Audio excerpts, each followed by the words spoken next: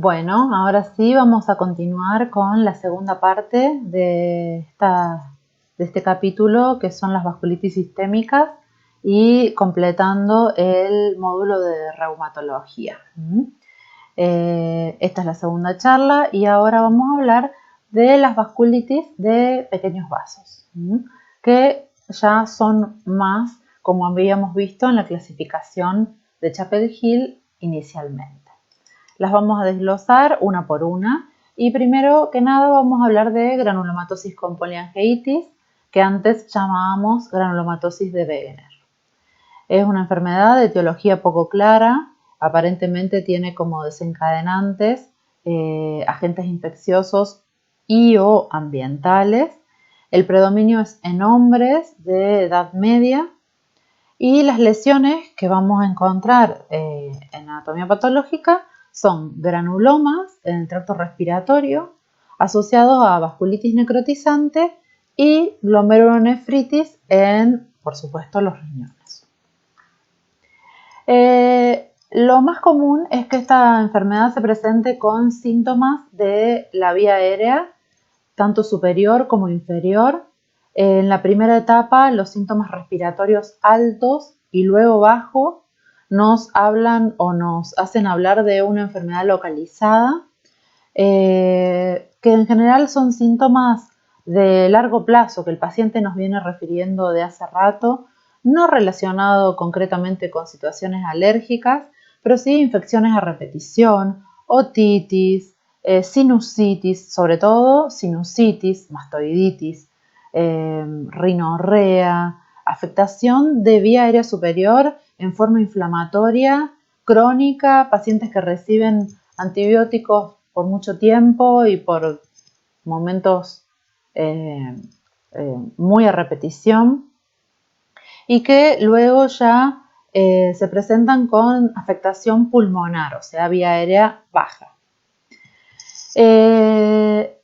Aparecen con síntomas neurológicos afectando el sistema nervioso periférico, o sea, neuropatía periférica, también en forma de polineuropatía o mononeuritis múltiple. A nivel renal, glomerulonefritis necrotizante focal y segmentaria, que es granulomatosa, que tiene proliferación extracapilar y semilunas, ¿sí? Y se presenta como una glomerulonefritis o como un síndrome rápidamente progresivo con la particularidad de la pausi-inmunidad a nivel de la inmunofluorescencia en estas biopsias, ¿sí? Pausi-inmune significa que tienen poca fluorescencia, hay poca captación de complejos inmunes y de inmunoglobulinas, complemento en esos riñones, en esos glomérulos, al hacer la inmunofluorescencia, luego de la microscopía óptica, que nos va a mostrar estos detalles, igual que la microscopía electrónica. A nivel dermatológico, pueden presentar nódulos, púrpura, livedo, reticularis, cualquier tipo de lesión, incluso algunas necrotizantes, siempre más superficiales, pero en general pueden ser de cualquier profundidad. A nivel craneal, proptosis ocular por vasculitis infiltrante periorbitaria y la presencia de ANCA-C o PR3, que era la proteinasa 3. Así lo hacemos por... el ANCA-C es un análisis que pedimos por inmunofluorescencia. El anti-PR3, que sería el equivalente, puntualmente más específico contra esa proteína, que es la proteinasa 3, se hace por ELISA, la técnica de ELISA. Acá observamos una paciente afectada por la granulomatosis con poliangeitis y destrucción del tabique nasal, que muchas veces nos hace hacer diagnóstico diferencial con pacientes consumidores crónicos de cocaína. Se destruye por esta vasculitis necrotizante y granulomatosa el tabique nasal por infiltración del mismo, afectación del área periorbitaria, fíjense lo inflamatorio de este globo ocular, La afectación pulmonar, que en general es con la presencia de nódulos pulmonares inflamatorios. Por ahí parece la afectación un poco más alveolar de otro tipo alveolitis, ¿sí? Pero en general hacen infiltrados bastante groseros estos pacientes. En la anatomía patológica, bueno, infiltrado inflamatorio con células gigantes en diferentes órganos. Fíjense, acá hay una célula gigante, que son las que forman los granulomas, y la presencia de ANCA-C hasta en el 95% de los pacientes. Si hacemos un laboratorio, el ANCA-C no se hace en la anatomía patológica. El ANCA-C es un análisis de sangre, ¿sí? Una determinación serológica. Hay criterios de clasificación que son la inflamación nasal u oral, radiografía de tórax con infiltrados no fugaces, con presencia de nódulos o cavidades, microhematuria con más de 5 hematíes por campo o cilindros hemáticos, o sea, afectación glomerular, biopsia con inflamación granulomatosa en pared o perivascular, y si tenemos dos o más de estos criterios, una sensibilidad del 88% y una especificidad del 92% para granulomatosis con poliangeitis. Luego pasamos a una enfermedad que se llama granulomatosis eosinofílica con poliangeitis, y ustedes fíjense que el nombre nos dice la forma de daño anatomopatológico que vamos a encontrar en estos pacientes. Anatomopatológico y también fisiopatogénico, ¿sí? Esto habla de una vasculitis necrotizante, todas estas son necrotizantes, con granulomas extravasculares, infiltración de eosinófilos en tejidos, presencia de eosinofilia en sangre periférica, o sea, en la fórmula leucocitaria, presencia de eosinofilia, o sea, aumento de los eosinófilos. 2/3 de estos pacientes tienen, si hacemos un análisis serológico por inmunofluorescencia, el ANCA-P positivo, y si lo hacemos por ELISA es el anti-MPO o antimieloperoxidasa. La frecuencia es hombre-mujer 1 en 3. Acá se invierte y esto es más frecuente en mujeres. Se caracteriza por 3 etapas. Una primera etapa alérgica, el paciente tiene antecedentes de alergia, tiene antecedentes de rinitis, de poliposis nasal, de asma bronquial. Una segunda etapa bien eosinofílica, donde vemos la eosinofilia en sangre periférica, la infiltración eosinofílica en tejidos, si por ejemplo tiene lesiones en piel, esa biopsia que vamos a observar va a estar llena de eosinófilos, y puede presentar el síndrome de Loeffler, que es la eosinofilia asociada a neumonía y gastroenteritis fugaces, ¿sí? Son infiltrados fugaces los que produce el síndrome de Loeffler, entonces son neumonías eosinofílicas. Son estas neumonías que son como a repetición, que no son infecciosas y que tienen que ver con esta etapa de la enfermedad. Y la tercera etapa, que es la vasculitis sistémica ya, con afectación de la piel de cualquier forma, púrpura, nódulos, livedo reticularis, necrosis. Mononeuritis múltiple es más frecuente que la polineuropatía. Glomerulonefritis, de nuevo, pausa inmune, igual que la otra, igual que la granulomatosis con poliangeitis, ¿sí?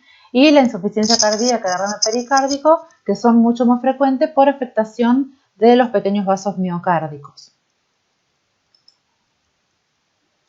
Bueno, lo que vemos es nuevamente arteritis en vasos de pequeño calibre con presencia de granulomas. Fíjense lo inflamatorio de estas biopsias y los granulomas muy importantes que en general son extravasculares, ¿sí? Bueno, los criterios de clasificación tenemos compromiso de senos paranasales, presencia de asma, radiografía de tórax con infiltrados fugaces, neuropatía periférica, que puede ser poli o mononeuropatía, eosinofilia en sangre periférica del más del 10% y biopsia con presencia de eosinófilos en las mismas. 4 o más de estos criterios tienen una sensibilidad y especificidad altas para el diagnóstico de granulomatosis eosinofílica con poliangiitis, que antes llamábamos síndrome de Churg-Strauss. Luego tenemos la última de estas de pequeños vasos asociadas a ANCA, que es la poliangiitis microscópica. Esta poliangiitis microscópica es una vasculitis necrotizante con escasos inmunodepósitos y de las 3 asociadas a ANCA es la única que no es granulomatosa. Tiene afectación sistémica, se presenta en el 70-80% de los pacientes con ANCA-P también, igual que la anterior, la que era de Churg-Strauss o granulomatosis eosinofílica, y un 20% con ANCA-C o granulomatosis o poliangiitis ex Wegener. Esta puede presentar cualquiera de los 2 ANCA y por ELISA los equivalentes anti-MPO, anti-PR3. Se caracteriza típicamente por la presencia de una glomerulonefritis necrotizante segmentaria con semilunas, con presencia de un síndrome rápidamente progresivo. Es una vasculitis o es una glomerulonefritis que en la inmunofluorescencia es pauci-inmune, igual que las otras 2, pero no granulomatosa. Esa es la diferencia con aquellas otras 2 también. A nivel glomerular. Puede presentar púrpura, puede presentar neuropatía periférica, que es como la afectación de piel y de neuropatía periférica es como que en casi todas las vasculitis en algún momento las vamos a observar. Y puede presentar capilaritis pulmonar, o sea, afectación alveolar con hemorragia alveolar, que cuando sospechamos que esto es una vasculitis y el paciente se presenta con capilaritis pulmonar, lo primero que vamos a pensar, si no tenemos los datos de infecciones crónicas o afectación inflamatoria crónica de vía aérea, ni de antecedentes de alergia y no encontramos granulomas en algún lugar que podamos biopsiar, una capilaritis pulmonar lo más probable es que sea una poliangiitis microscópica, salvo que estemos hablando de un síndrome pulmón-riñón y que tengamos que hacer diagnóstico diferencial con otra etiología u otra entidad que es el lupus. Pero acá la biopsia renal, si hay afectación renal, es la que nos va a hacer la diferencia. Bueno, a nivel digestivo puede haber afectación de los pequeños vasos intestinales, por lo tanto, dolor, perforación intestinal, trombosis. Poliangiitis microscópica con afectación de semilunas. Bueno, destrucción del glomérulo. Ya salimos de las vasculitis asociadas a ANCA y nos vamos a la vasculitis por inmunoglobulina A, antes llamada síndrome de Schwenlein-Henoch. Una salvedad, cuando la vasculitis por IgA solo afecta el riñón, es la enfermedad de Berger, que es la glomerulonefritis por IgA. Pero cuando hay afectación sistémica le llamamos vasculitis por IgA y ya habrán nombrado IO, síndrome de Schwenlein-Henoch. Es frecuente en 2 picos de incidencia, en la infancia 1 y luego en mayores de 45 años en los adultos. Se presenta con artritis, con púrpura palpable, siempre no trombocitopénica, las púrpuras de las vasculitis son no trombocitopénicas, compromiso gastrointestinal, mucha afectación gastrointestinal, presenta este tipo de vasculitis y nefropatía o glomerulonefritis en el 50% de los pacientes. La anatomía patológica puede haber vasculitis leucocitoclástica, que ya vamos a nombrar, es un patrón anatomopatológico de vasculitis. Y si hacemos inmunofluorescencia, que en general esto es de la piel, esta toma biopsia es de la piel para determinar que hay vasculitis leucocitoclástica.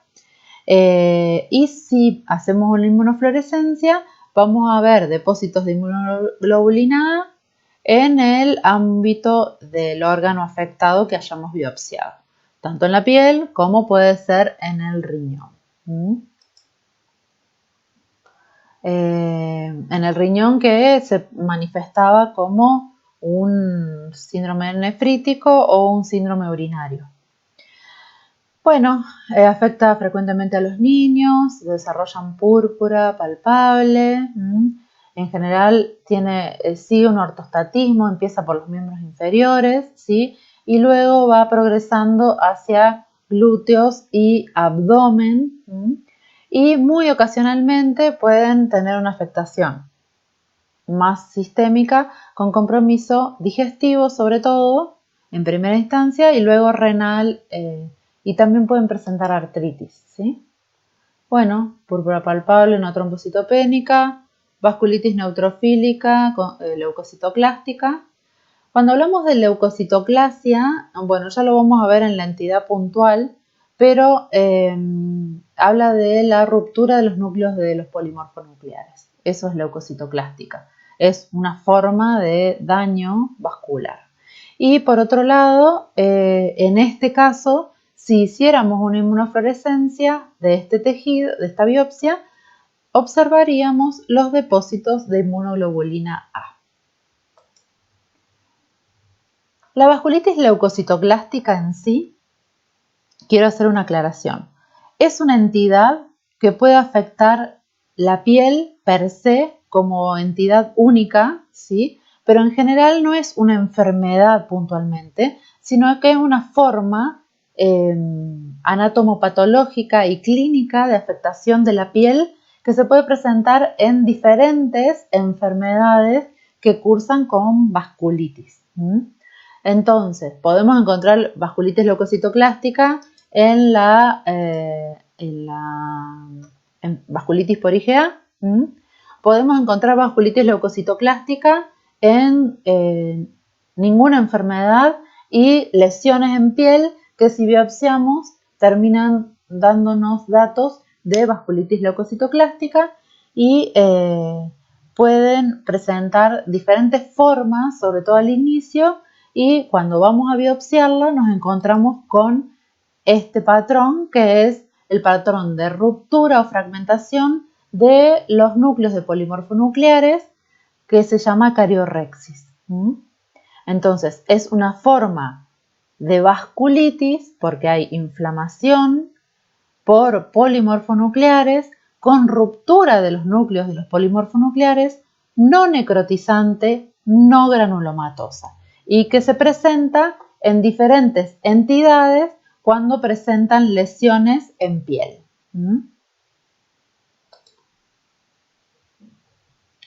Pasamos a otra entidad que es la vasculitis urticariforme o vasculitis urticaria hipocomplementémica.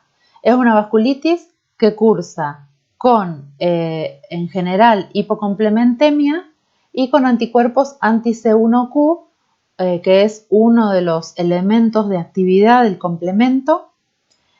Por lo tanto, por eso es hipocomplementémica, porque consume complemento.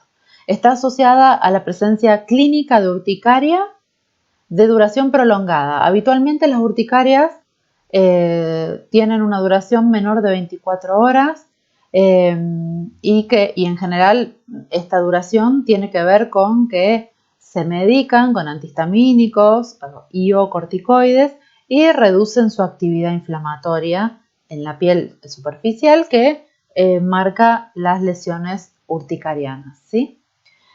Bueno, esta es una urticaria que dura mucho tiempo y que es medio rebelde de tratarse con tratamientos comunes para una urticaria alérgica.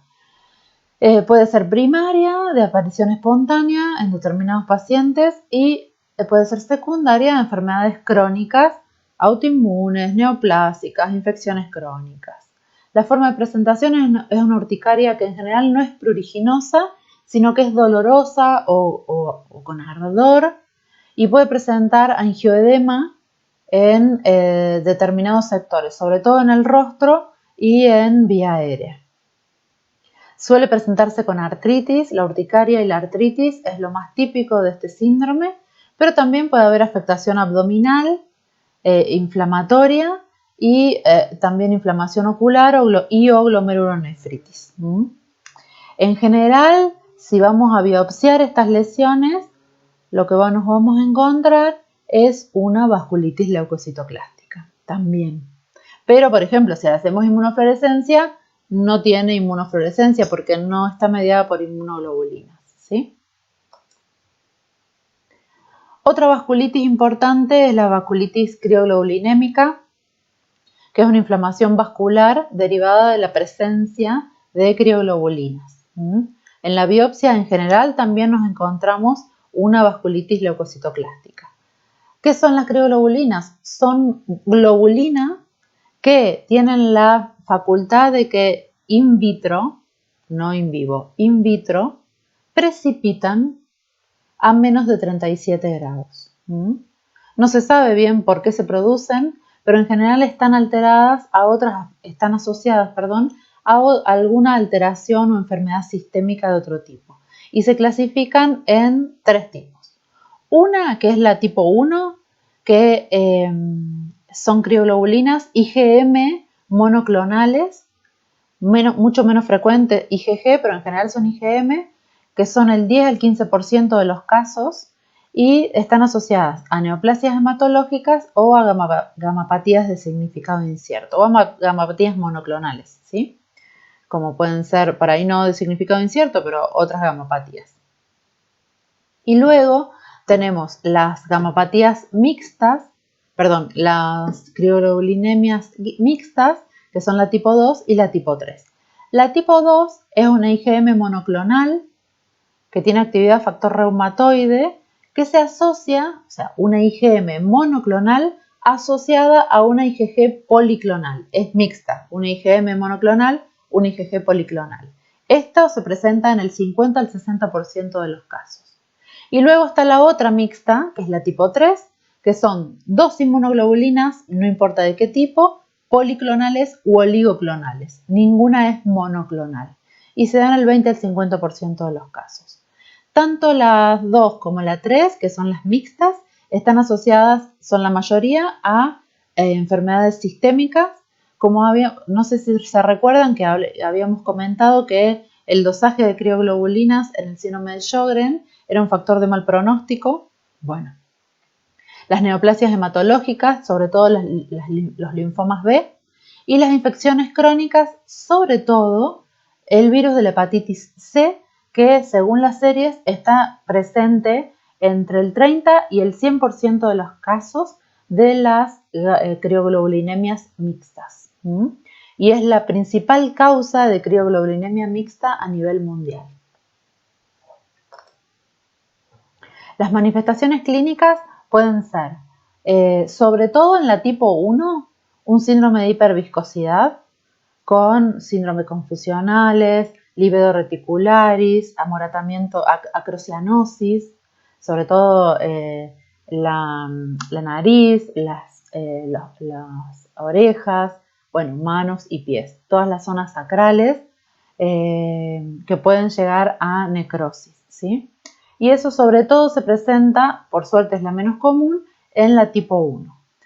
En la tipo 2 ya vemos las manifestaciones un poquito más clásicas, que son las cutáneas, como todas las vasculitis, púrpura palpable hasta en el 100% de los casos según las series, con lesiones típicamente ortostáticas, también empiezan por los miembros inferiores, y si el paciente permanece en bipedestación y haciendo actividades normales, va progresando en forma ascendente hasta muslos, abdomen.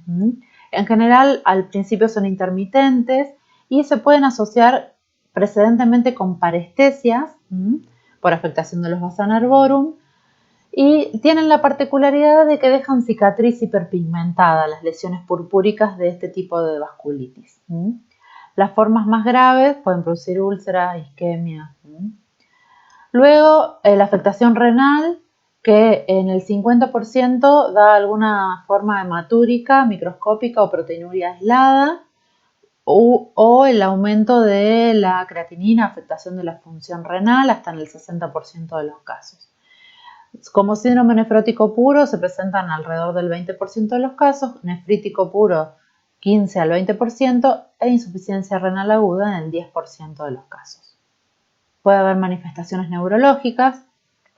Entre el 17 y el 86%, o sea, hay variación entre las series, pueden ser el debut como neuropatía periférica, tanto sensitiva como motora, y solo el 6% tienen una presentación de afectación del sistema nervioso central como forma isquémica. Bueno, estas son fotos de diferentes lesiones por una vasculitis crioglobulinémica. Fíjense la afectación acral, isquémica, que esto termina en necrosis, las formas de úlceras crónicas, bueno, que se hacen crónicas, en general cercanas a los maleolos, siempre afectando a los miembros inferiores, y la púrpura, que es en general la primera forma de presentación. Bueno, terminamos con las vasculitis más importantes catalogadas por tamaño de los vasos, ¿no? Todas son vasculitis sistémicas y el diagnóstico se basa en datos clínicos que ya nombramos, en datos serológicos, algunas confirmando, otras que nos ayudan por ahí a descartar, aunque no es estrictamente, o sea, un anticuerpo, como ya sabemos, de todas estas enfermedades autoinmunes, un anticuerpo no diagnostica. Un anticuerpo es un dato más que suma para poder armar determinado conjunto de síntomas y signos para hacer un diagnóstico. Los hallazgos histológicos y los hallazgos angiológicos en algunas de ellas, que no podemos biopsiar. Volvemos a la clasificación como repaso. Grandes vasos, medianos vasos y vasos pequeños. Quiero que prestemos atención a que hay algunas de ellas, todas son vasculitis, todas inflaman los vasos sanguíneos, ¿sí? Algunas son de grandes, otros medianos, otros pequeños vasos. Algunas son granulomatosas. ¿Cuáles? La de la temporal o células gigantes, la de Takayasu, la granulomatosis eosinofílica con poliangeitis y la granulomatosis con poliangeitis, ¿sí? Los fuimos nombrando, pero lo repasamos. Algunas son puramente necrotizantes. ¿Cuáles? La panarteritis nodosa, la poliangeitis microscópica y la granulomatosis con poliangeitis y la granulomatosis eosinofílica con poliangeitis, ¿sí? Y algunas son ANCA positivo o anticitoplasma neutrófilo positivo. ¿Cuáles? La microscópica, puede ser ANCA-P sobre todo, pero también ANCA-C. La granulomatosis eosinofílica asociada a ANCA-P y la granulomatosis con poliangeitis asociada a ANCA-C. Después, las otras tienen otras particularidades que no tienen nada que ver con los hallazgos de la biopsia. O con la serología, perdón, porque hablamos de los ANCA. ¿Cómo tratamos la vasculitis sistémica? Las vasculitis sistémicas en general son enfermedades graves, ¿sí? Que no solo tienen afectación del sistema general en forma importante, sino que nos pueden llevar a daños de órganos vitales y dejar secuelas graves o rápidamente progresar a la muerte del paciente. Entonces, tenemos que tratarlas rápidamente, tenemos que actuar rápidamente, por más que los síntomas que estemos encontrando sean medianamente tolerables al ojo clínico, ¿sí? ¿Qué vamos a hacer? Vamos a utilizar, primero que nada, lo que actúa más rápido para frenar el sistema inmunológico a cualquiera de los niveles de hipersensibilidad o de daño que habíamos hablado con glucocorticoides. Entonces, por vía oral podemos utilizar prednisona o metilprednisona a 1 miligramo kilo de peso, que es una dosis inmunosupresora. Y luego, por vía endovenosa, o por vía endovenosa, hacer pulsos de metilprednisolona que se usan 3 pulsos de 1 gramo de metilprednisolona por día por 3 días seguidos. Algunos hacen dosis un poco más bajas, que son 500 miligramos por día, y algunos también, en vez de usar 3 días, usan 5 días. Pero o 500 o 1 gramo de metilprednisolona por día en pulsos, o sea, en goteo endovenoso, durante 3 o 5 días, según también el tipo de afectación que tenga el paciente. Y luego de estos 3 pulsos, continuamos con vía oral con un descenso gradual del corticoide. Y vamos asociando inmunosupresores de diferentes tipos, también dependiendo del tipo de afectación. No es lo mismo tener una glomerulonefritis que tener neuropatía y púrpura, sea la vasculitis que sea. Entonces, hay formas más graves de vasculitis, que son las que afectan órganos vitales, y hay formas más leves de vasculitis, que son las que no afectan órganos vitales, igual que en el lupus. Bueno, podemos utilizar azatioprina, sobre todo de mantenimiento en estas dosis, ciclofosfamida luego de los pulsos de corticoides y también en pulsos de 500 miligramos o 1 gramo en diferentes regímenes de aplicación. El micofenolato mofetil, que este es un medicamento que es vía oral, pero que se utiliza tanto en inducción de remisión como en el mantenimiento a largo plazo mientras seguimos bajando los corticoides. Y en casos de extrema gravedad podemos utilizar o de extrema gravedad y o sospecha de infección grave o infección concomitante, o por ejemplo la presencia de hepatitis C.